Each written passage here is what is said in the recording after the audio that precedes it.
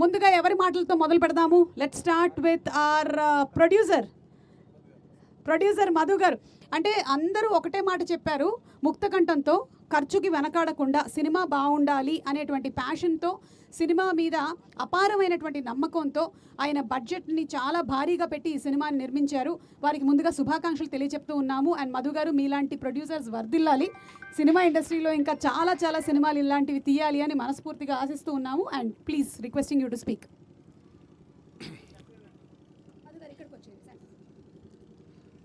తెలుగు ప్రేక్షక మహాశయులందరికీ నమస్కారాలు.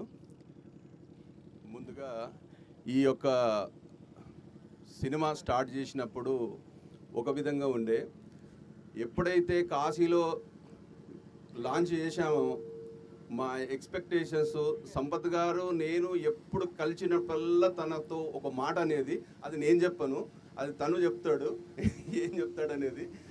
ఈ సినిమా ఇంత మంచిగా రావడానికి కారణం తన స్టోరీ, డైలాగ్స్, తన డైరెక్షన్, పర్యవేక్షణ.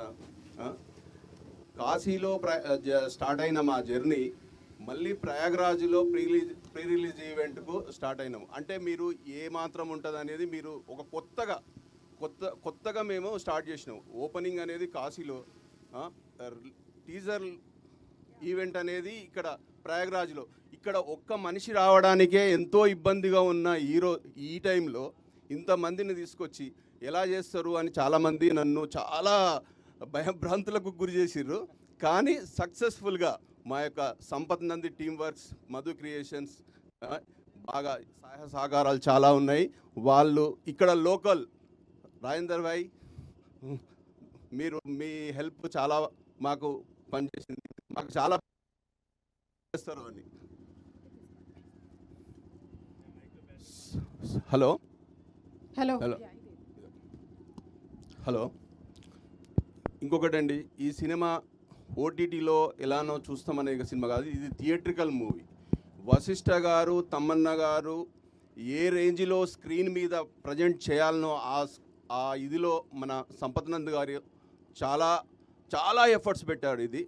కానీ ఇంతకన్నా ఈ సీజీ వర్క్ కానీ ఇది ఇంతకన్నా నేను ఎక్కువ ఒక ప్రొడ్యూసర్గా చెప్తే నా గురించి నేనేదో చెప్పుకున్నట్టు అయితే.